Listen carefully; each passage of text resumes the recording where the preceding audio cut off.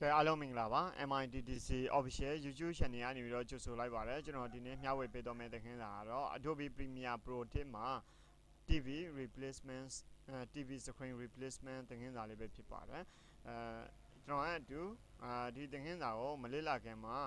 ကျွန်တော်တို့ရဲ့ YouTube Channel ကို Subscribe မလုပ်ရသေးဘူးဆိုရင် Subscribe လေးလုပ်ထားပေးဖို့တောင်းဆိုပါတယ်ဒီ YouTube Channel ကနေပြီးတော့တင်ပေးနေတဲ့သင်ခန်းစာလေးတွေကအကျိုးတစုံတစ်ခုရှိခဲ့မယ်ဆိုရင်တခြားကျောင်းသူကျောင်းသားတွေအတွက် like and share လေးဖြင့်အားပေးနိုင်ပါတယ်။ကဲဒါဆိုရင်တော့အခုကျွန်တော်တို့ကဒီfolder လေးတစ်ခုရှိတယ်ပေါ့နော်။အဲ့ဒီ folder လေ့ကျင့်ဖို့အတွက် folder လေးကိုကျွန်တော်တို့ကဒီ Adobe Premiere ရဲ့ project တွေကိုဆွဲထည့်ပါမယ်။ဆွဲထည့်တဲ့အခါမှာကျွန်တော်တို့တွေဒီတိုင်းနေပြီးတော့ပေါ့နော်အခုနက file လေးကိုကျွန်တော်ဒီမှာကြည့်လိုက်နော်သူက error တက်တယ်ဆိုရင်ဒါ blacking ဖြစ်တော့တဲ့အတွက်နော်အဲ့ဒါကိုကျွန်တော်တို့ကဒီတိုင်းအခုနက TV replacement folder ရှာကြည့်ပါမယ်ဒီမှာကျွန်တော်တို့လေ့ကျင့်ဖို့အတွက် folder ဒီထဲမှာပါလာပါနော်ကဲဒါဆိုရင်ရပြီဒီကောင်လေးကိုဆွဲလာမယ် sorry ဒီကောင်လေးကိုဆွဲလာမယ်ဆွဲလာပြီးတော့ဒီနေရာမှာရောက်တဲ့အခါမှာလက်ကိုလွှတ်လိုက်ပေါ့နော်အဲ့လိုဆိုရင်ဒီမှာရလာပြီပေါ့နော်ရလာပြီဆိုရင်ကျွန်တော်တို့ကအဲ့ဒီ folder ထဲကပေါ့နော် TV screen replacement folder ထဲကကျွန်တော်ကဒီ vintage ဆိုတဲ့ video လေးကို sequence ထဲမှာဆွဲချလိုက်မှာပေါ့နော် sequence မှာဆိုရင် video 2မှာဆွဲချလိုက်မယ်ပြီးရင်ကျွန်တော်ကkeep existing setting ကိုယူထားမယ်ပေါ့နော်အရင်ရှိတဲ့ setting တိုင်းပဲယူထားမယ်ဒီမှာကျွန်တော်တို့က zoom in zoom out လုပ်မယ်ဆိုရင်တော့ကျွန်တော်တို့ order လေးနဲ့ zoom in zoom out လုပ်လို့ရတယ် order ကိုနှိပ်ထားပြီးတော့ကျွန်တော်ဒီ mouse ကိုပေါ့နော်mouse wheel လေးကိုအရှိတိုးလိုက်နောက်ဆုပ်လိုက်လှုပ်လိုက်လို့ရှိရင်သူကဒါအကျဉ်းအကျယ်ပေါ့နော်ဒီ zoom in zoom out ဖြစ်တော့မှာဖြစ်ပါတယ်ကဲဒါဆိုရင်တော့အခုလိုမျိုးအနေထားလေးရလာပြီပေါ့နော်ဒီလိုမျိုးအနေထားလေးရလာပြီဒီနေရာမှာသူ့မှာ original ပါနေတဲ့ဟိုဟာလေးရှိတယ်အဲ့ဒါလေးကိုကျွန်တော်တို့ကအစားထိုးမယ်ပေါ့နော် TV screen replacement လုပ်မယ်ပေါ့နော်လုပ်မယ်ဆိုတော့ကျွန်တော်တို့ပန်းတူးကိုတော့ယူရမယ်ပန်းတူးရတဲ့နေရာမှာရှိလဲဆိုရင်ဒါကို select မှတ်လိုက်တဲ့အခါမှာဒီ video ကလေးကို select မှတ်လိုက်တယ်သူအတန်ဖိုင်ကကျွန်တော်တို့အတွက်ကြားလားမကြားဘူးလားကြည့်မယ်နော်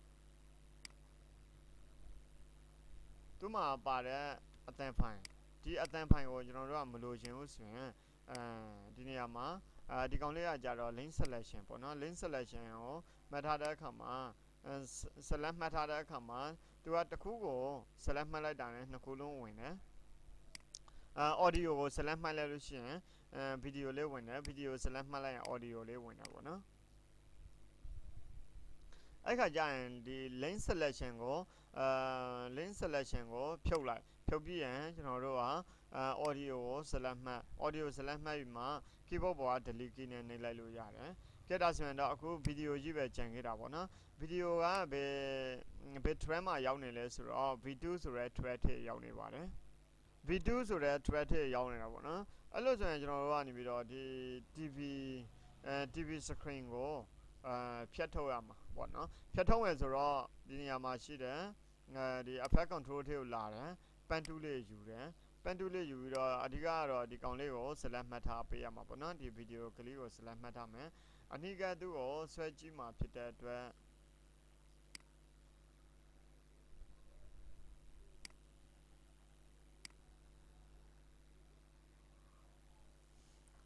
သူ့ကိုကျွန်တော်က100% လောက်ထားမယ်100% လောက်ထားပြီးမှဒီနေရာလေးမှာပန်းတူးနဲ့နေပြီးတော့ live ဖြတ်ပေးမှာပေါ့နော်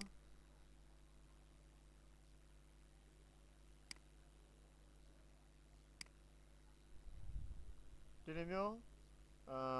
show ထည့်တဲ့အခါမှာကြတော့ကျွန်တော်က order key လေးကိုနှိပ်ပြီးတော့ကိုလိုချင်တဲ့အနေထားကိုlive show ပေးလို့ရပါတယ်ကဲဒါဆိုရင်တော့အခုဒီမှာပေါ့နော်ဒီထွက်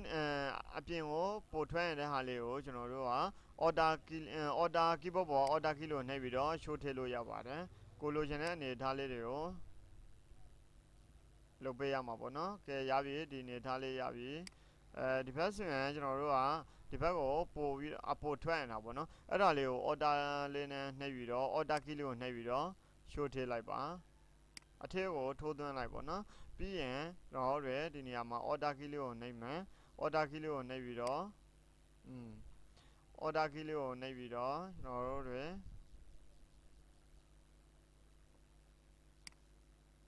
ကြရပြီပြီးရင်ဒီကနေပြီးတော့ဆက်လိုက်မှာပေါ့နော်ဆက်လိုက်တဲ့အခါမှာဒီလိုပုံစံမျိုးဖြစ်လာမယ်ပြီးရင်သူ့ကို fit လုပ်မယ်ပေါ့နော်ဒီအနေထားလေးရတော့ပြီဒီအနေထားလေးရတော့ပြီဆိုတော့ကျွန်တော်တို့တွေဒီကောင်လေးကိုဘာလုပ်လို့ရလဲဆိုတော့ဒီနေရာမှာ inverted ဆိုတာရှိတယ် inverted ကိုနှိပ်လိုက်တဲ့အခါမှာဒီလိုပုံစံမျိုးမြင်တွေ့ရမှာဖြစ်ပါတယ်ဒါကြတော့ transparent ဖြစ်တော့ပြီပေါ့နော် transparent ဖြစ်တော့တဲ့အခါကျတော့ဒီ setting လေးကိုလာမယ် setting လေးမှာဆိုရင်ကျွန်တော်တို့ကဒီ transparency grade ကိုဖွင့်ထားမယ်ဆိုရင်ဒီလိုမျိုးမြင်ရမယ်အကယ်၍ transparency grade ကိုမဖြုတ်ပင်နဲ့ဒီတိုင်းထားမယ်ဆိုရင်လည်းရတယ်ပေါ့နော်ပြီးရင်ဗီဒီယိုတစ်ခုထည့်မယ်အဲ့ဒီဗီဒီယိုကကြတော့ V1 ဆိုတဲ့နေရာမှာV1 ဆိုတဲ့နေရာလေးမှာပေါ့နော်ရှိနေရမယ်ပြီးရင်သူကသူ့ကိုကျွန်တော်တို့ကအခုဆိုရင်အဲ့ဒီဗီဒီယိုဒီအောက်ကဗီဒီယိုကအရန်ကြီးနေတယ်ဖြစ်တဲ့အတွက်ကျွန်တော်တို့ကသူ့ကိုသိအောင်လုပ်မယ်ပေါ့နော်နည်းနည်းလေးသိမယ်ပေါ့နော်သူ့ကိုနည်းနည်းလေးသိမှာဖြစ်တဲ့အတွက်ဒီနေရာမှာ effect control ထဲကိုလာမယ် effect control ထဲမှာဆိုရင် scale ကိုကျွန်တော်တို့ကအကြီးသေးလုပ်ပေးလိုက်လို့ရတယ်ပေါ့နော်ဒီအနေထားလေးပြီးရင် position ဒီ motion ကို select မှတ်ပြီးရင်ကျွန်တော်တို့ကနေပြီးတော့ဒီမှာပေါ့နော် selection tool နဲ့နေပြီးတော့ကိုလိုချင်တဲ့နေရာကိုရွှေ့ထားပေးလို့ရပါတယ်ဒီအနေထားလေးပေါ့နော်နည်းနည်းလိုအပ်ရင်လိုအပ်သလိုဒီမှာအကြီးသေးလုပ်ပေးလို့ရပါတယ်ကိုလိုချင်တဲ့နေရာရွှေ့ထားပါမယ်ဒီနေရာမှာအသံဖိုင်ပါနေတဲ့အတွက်အဲ့ဒီအသံဖိုင်ကိုကျွန်တော်တို့ကမသုံးဘူးဆိုရင်တော့ select မှတ် delete လုပ်လို့ရပါတယ်ပလေးကြည့်ပါမယ်ကြဒီနေရာမှာဆိုရင်တော့သူကဒီအနေထားလေးဖြစ်နေတယ်အဲ့ဒါလေးကိုကျွန်တော်တို့ကမကြိုက်ဘူးဆိုရင်တော့သူ့ကိုလိုသလိုအကြီးသေးပြန်လုပ်ပေးလို့ရပါတယ်ဒီလိုပုံစံမျိုးလေးပေါ့နော်ကြက်တာဆိုရင်ဒါလေးကကြတော့နမူနာလေးတစ်ခုလုပ်ပြတာဖြစ်ပါတယ်သူ့ကို delete လုပ်မယ် delete လုပ်ပြီးတော့နောက်ထပ်ဗီဒီယိုလေးတစ်ခုလိုက်ပြီးတော့ထည့်ကြည့်ပါမယ်ပြီးရင်သူ့ကိုလည်းကျွန်တော်တို့ကနေပြီးတော့သေးပါမယ် select မှတ်မယ် motion လာမယ် motion လာပြီးတော့ကိုလိုချင်တဲ့အနေအထားအထိကိုယူမယ်ယူပြီးတော့ကျွန်တော်တို့ကနေပြီးတော့ကိုလိုချင်တဲ့အတိုင်းအတာအထိကိုကြည့်ပေးလိုက်မှာပေါ့နော်ဒီအနေထားလေးရလာပြီဆိုရင်တော့ပလေးကြည့်ပါမယ်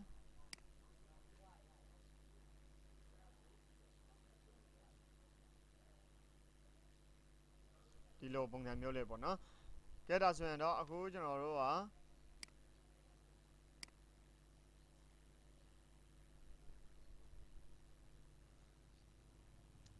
ဒီလိုပုံစံမျိုးလေးဒီလိုပုံစံမျိုးလေးတွေကိုကျွန်တော်အစားထိုးပြီးသွားရင်ဆိုတော့ဒီဘက်ကိုရောက်တဲ့အခါမှာဒီဘက်မှာကြတော့ဘာမှမရှိတော့ဘူးပေါ့နော်အဲ့ခါကျရင်ကျွန်တော်တို့ကဒီကောင်လေးကိုဆွဲဆန်းပလိုက်မယ်ပေါ့နော်ဆွဲဆန်းလို့လေးရတယ်သို့မဟုတ်ကျွန်တော်တို့ကသူ့ကိုဒီ copy ထပ်ပေါ်လို့ရတယ်ပေါ့နော် copy ထပ်ပေါ်မယ်ဆိုရင်တော့ order key လေးကိုနှိပ်ပြီးတော့ပြီးဆွဲလိုက်ပါဒါဆိုရင် copy ဒါလေး copy ပေါ်တဲ့တနည်းပေါ့နော်ပြီးရင်သူ့ကိုဒီလိုမျိုး like ကတ်မယ်ပြီးရင် copy ထပ်ပေါ်မယ်ဒီဘက်ကို like ပေါ်မယ်ပြီးရင်like ပို့လိုက်ပေါ့နော်ဒီဘက်ကို like ကတ်လိုက်ပေါ့ပြီးရင်ဒီဘက်ကလေးကိုလည်းကျွန်တော်တို့ကသူနဲ့အညီထားပေးလိုက်မယ်နော်အဲ့ခါကျရင် play လိုက်တဲ့အခါမှာသူကဒီဗီဒီယိုနဲ့ဒီအထက်မှာကျွန်တော်တို့ထည့်ထားတဲ့ဗီဒီယိုနဲ့ကquality ပေါ့နော်တစ်ခေါက်ပြည့်တစ်ခေါက်အဲ့လိုပုံစံမျိုးလာနေမှာဖြစ်ပါတယ်သူကပြီးတဲ့အထိပေါ့နော်နောက်ပြီးတော့ကျွန်တော်တို့ကနောက်ထပ်တစ်ဆင့်ပေါ့နော်နောက်ထပ်တစ်ဆင့်ကြတော့ဒီပို့ပြီးတော့သဘာဝကြအောင် TV ပုံစံမျိုးလေးမှာကျွန်တော်ကနေပြီးတော့ဒီ noise ထည့်မှာပေါ့နော် noise ထည့်မယ်ဆိုရင်သူက noise ထည့်ဖို့အတွက်ကကျွန်တော်တို့ဒီမျိုး glitch တွေရှိထားဖို့လိုတာပေါ့နော်အဲ့ဒီက glitch တစ်ခုကိုကျွန်တော်အသုံးပြုမယ်ဘယ် glitch ကနေပြီးတော့အဆင်ပြေမယ်ပေါ့နော်ဒီမှာနမူနာလေးစမ်းကြည့်မယ် TV TV ဖန်သားပြင်ပေါ့နော်အရင်တုန်းကပုံစံမျိုးလေးတွေပေါ့နော်ဒီကောင်လေးကိုဖြစ်ကျွန်တော်ကဒီထည့်ကိုဆွဲထည့်လိုက်မယ်နော်ဒီမှာရောက်သွားပြီဆိုရင်ကျွန်တော်အဲ့ဒီဟာလေးကိုဒီ Premiere Pro ထည့်ကိုဖြည့်ပြီးတော့ဒီနေရာလေးမှာဆွဲထည့်လိုက်မယ်နော်ဆွဲထည့်ပြီးရင်ကျွန်တော်ကနေပြီးတော့ဒီကောင်လေးကိုအပေါ်တစ်ဆင့်တက်မယ်အပေါ်တစ်ဆင့်တက်ပြီးတော့ဒီကောင်လေးကိုဒီအလေစင်တာမှာလာထည့်မှာပေါ့နော်အလေဒီ video track 2မှာလာထည့်မယ် video track 2မှာလာထည့်ပြီးမှသူ့ကိုကျွန်တော်တို့ကမလုပ်လို့ရလဲဆိုရင် raise trash 2နဲ့ဒီ raise trash 2နဲ့ဆွဲဆန်းလို့ရတယ်ပြီးရင်ဒီအဆုံးထိပေါ့နော် raise trash 2နဲ့ဆွဲဆန်းမယ်ပြီးရင်ဒီနေရာမှာဆိုရင်တော့သူကအသံဖိုင်လေးတွေကိုကျွန်တော်ကြည့်အောင်အကယ်၍ဒီအသံဖိုင်ကိုကျွန်တော်တို့ကမသုံးဘူးဆိုရင်တော့သူ့ကို select မှန် delete လုပ်လို့ရတယ်ဒါဆိုရင်ဘယ်လိုကြံခဲ့မလဲဆိုတော့ဒီမှာဒီပုံစံမျိုးကြံခဲ့မယ်ဒီပုံစံမျိုးကြံခဲ့တယ်ဆိုတော့အောက်ကဗီဒီယိုကနေပြီးတော့သူက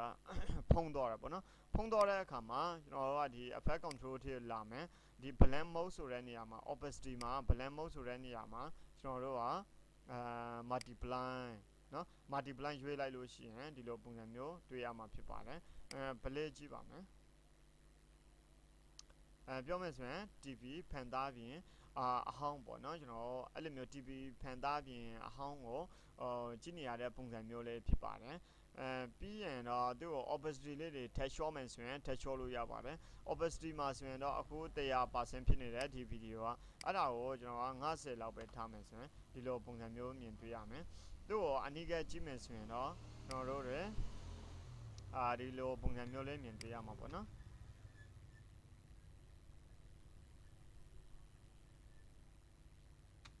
ကဲဒါဆိုရင်တော့အခုကျွန်တော်တို့ကအဲ့ဒီ TB glitch ကိုဖြုတ်လိုက်မယ်ပေါ့နော် TB glitch ကိုဖြုတ်လိုက်မယ်ဆိုရင်ဒီလိုပုံစံမျိုးဒါဆိုရင်တိတာရတယ်ပေါ့နော်တိတာရတယ် TB glitch ကိုထည့်လိုက်တဲ့အခါမှာသူကပို့ပြီးတော့တဘာဝဆန်တော့တာပေါ့နော်ပို့ပြီးတော့တဘာဝဆန်အောင်လုပ်ချင်တယ်ဆိုရင်ကျွန်တော်တို့ကဒီလိုမျိုး TB glitch လေးတွေကိုထည့်ပြီးတော့ဒီ multiply ဆိုတဲ့နေရာမှာဒီ blend mode ဆိုတဲ့နေရာမှာ multiply ရွေးသို့မဟုတ်မိမိတို့အဆင်ပြေမယ့်ဟာလေးကိုရွေးပေးလို့ရတယ်ဒါဆိုရင်dissolveအနေထားရယ်နောက်ပြီးတော့ဒီဘက်မှာဆိုရင် darken ရယ်အမျိုးမျိုးရှိပါတယ် multiply ရယ်color band ရယ် linear band ရယ်ဒီမှာ mode တွေအများကြီးရှိတယ်เนาะအဲ့ဒီကမိမိအဆင်ပြေမဲ့ mode ကိုရွေးပြီးတော့အသုံးပြုလို့ရတယ်ဒါကြတော့ screen mode နဲ့နေပြီးတော့အသုံးပြုထားတာဖြစ်ပါတယ်ဒီ opacity မှာဒီ blend mode ကကြတော့ဘာနဲ့တူလဲဆိုတော့Photoshop သုံးဖူးတဲ့အကြောင်းသူအကြောင်းသားတွေကဒီ blend mode အကြောင်းကိုသိမယ်လို့ထင်ပါတယ်ဒီ blend mode ကကြတော့ Adobe Photoshop မှာလည်းပါသလို Adobe Premiere မှာလည်းဒါ blending mode ဆိုပြီးတော့ပါတယ်เนาะအဲ့ blending mode ကိုအသုံးပြုပြီးတော့ကျွန်တော်တို့ရဲ့ဗီဒီယိုကိုလိုအပ်ရင်လိုအပ်သလိုဒါvisualization လေးတွေလုပ်ပေးလို့ရမှာဖြစ်ပါတယ်ကြက်တာဆိုရင်တော့ဒီသင်ခန်းစာကတော့ဒီလောက်ပါပဲနားလည်မယ်လို့ထင်ပါတယ်ကျွန်တော်တို့ကနေပြီးတော့ဒီဗီဒီယိုကိုနေပြီးတော့ transparency grid transparent အနေနဲ့ transparent video အနေနဲ့ render ထုတ်မယ်ဆိုရင်လည်းထုတ်လို့ရပါတယ်เนาะဒီနောက်ကဟာတွေကိုကျွန်တော်တို့ကမတုံဒီကောင်လေးတွေကိုလောလောဆယ်မျက်လုံးမှိတ်ထားမှာပေါ့နော်မျက်လုံးမှိတ်ထားမယ်ဒီကောင်လေးကို transparency grid အနေနဲ့နေပြီးတော့ကျွန်တော်တို့က render ထုတ်မယ် render ထုတ်ပြီးတော့တခြားနေရာတွေမှာ light သုံးမယ်ဆိုရင်လည်းသုံးလို့ရတယ်ပေါ့နော်ကျွန်တော်နောက်တစ်ခါဒီလိုမျိုးတွေထပ်ပြီးတော့ပန်းတူးနဲ့နေပြီးတော့လိုက်ပြီးတော့ light ဖောက်နေစရာမလိုတော့ဘူးเนาะဒီလိုမျိုး light ဖောက်နေစရာမလိုတော့ဘူး mask တွေ light လုံးနေစရာမလိုတော့ဘူးเนาะအဲ့လိုဆိုရင်ဘယ်လိုလုပ်ရလဲဆိုတော့ကျွန်တော်တို့ကသူ့ကိုဒီအစလာမှာပေါ့နော်ဒီအစလာမယ်ဒီကိုကျွန်တော်တို့ကနေပြီးတော့ in point out point သတ်မှတ်မယ် keyboard ပေါ်က I ပြီးရင်တော့ n ကိုနှိပ်မယ် keyboard ပေါ်က O เนาะ in point out point ကိုကျွန်တော်တို့က timeline သတ်မှတ်လိုက်တယ် sequence သတ်မှတ်လိုက်တယ်ဒီကနေပြီးတော့ဒီကိုကျွန်တော်တို့ကနေပြီးတော့ render ထုတ်မယ်ပေါ့နော်render ထုတ်မယ်ဆိုတော့သူ့ကို save လုပ်ထားเนาะသူ့ကို in point out point လုပ်တယ်ပြီးရင်ကျွန်တော်တို့ကဒီဘက်မှာဒါ out point ဒီဘက်မှာ in point out point မှတ်ပြီးတော့ကျွန်တော်တို့က render ထုတ်မယ် render ထုတ်တဲ့အခါမှာ render ထုတ်တဲ့အခါမှာ transparent video အနေနဲ့ render ထုတ်မယ်ဆိုရင်ဒီဘက် setting လေးကိုလာမယ် setting လေးမှာကျွန်တော်တို့ကဒီ setting ထဲမှာ transparency grid ဆိုတဲ့ဟာလေးကိုဖွင့်ထားလိုက်မယ်เนาะဒီလိုပုံစံမျိုးအနေနဲ့ဒါပြီးရင်ကျွန်တော်တို့ကဒီကောင်လေးကိုအနိကဆွဲကြည့်တဲ့အခါမှာသူကတုံးတီးကြီးဖြစ်နေတယ်အဲ့ဒါလေးကိုကျွန်တော်တို့က feather နည်းနည်းထည့်မှာပေါ့နော် feather ထည့်မယ်ဆိုတော့ feather နေရာမှာ mask feather နေရာမှာ15လောက်ထည့်ပါမယ်enter ခေါက်လိုက်အောင်ပေါ့နော်ဒီလိုမျိုးအနေထားရပြီဆိုရင်ပြန်ပြီးတော့ fit ကိုရွေးမယ်ရွေးပြီးတော့ကျွန်တော်တို့က render ထုတ်မယ်ဆိုရင်သူ့ကို render ထုတ်ဖို့အတွက် file လေးကိုသွားမယ် file ကနေပြီးတော့ export ကိုသွားမယ် export ကနေပြီးတော့ media keyboard ပေါ်ဆိုရင် shortcut အနေနဲ့ control M ကိုနှိပ်ပေးလို့ရပါတယ် control M ကိုနှိပ်လိုက်တာနဲ့ဒီလိုမျိုး export setting ဘောက်လေးတစ်ခုကြားလာမှာဖြစ်ပါတယ်ပြီးရင်ကျွန်တော်တို့ကဒီ sequence ဆိုတဲ့နေရာမှာမိမိကြိုက်တဲ့နာမည်ကိုပေးလို့ရပါတယ်ဒါကြတော့ Adobe Premiere ထဲမှာပေါ့နော်ကျွန်တော်ကဒီ TV screen replacement ထဲကိုရွေးမယ်ရွေးပြီးတော့ဒါကိုကြတော့ vintage နာမည်တစ်ခုပေးလိုက်ပေါ့နော်001 vintage transparent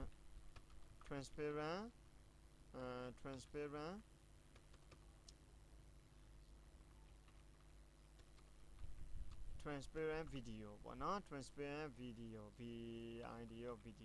နာမည်ကြိုက်ကိုကြိုက်တဲ့နာမည်ပေးပြီးရင် save လုပ်ပါမယ် save လုပ်ပြီးရင်တော့ကျွန်တော်တို့ကဒါအသံဖိုင်မလိုတဲ့အတွက် export audio ကိုအမှန်ရှိဖြုတ် export video only ပဲရွေးမယ်ရွေးပြီးတော့နောက်ထပ်တစ်ခုက use maximum render quality ကိုအမှန်ရှိမယ်အမှန်ရှိပြီးတော့ဒီနေရာမှာဒီ format ကိုရွေးမယ် format မှာကြတော့ QuickTime နဲ့ပဲကျွန်တော်တို့အသုံးပြုမယ်ပေါ့နော် QuickTime မှာဆိုရင်